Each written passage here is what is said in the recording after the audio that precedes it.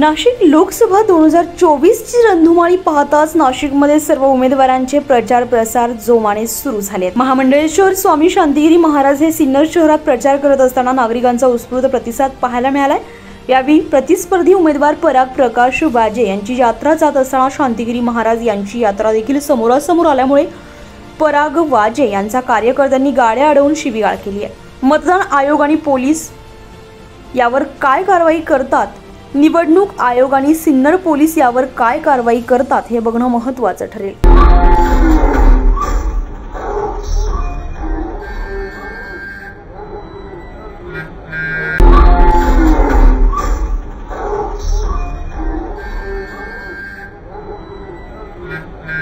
राजक्रांती news साठी संपादक संचालक श्री विशाल गुंजाळ, नाशिक।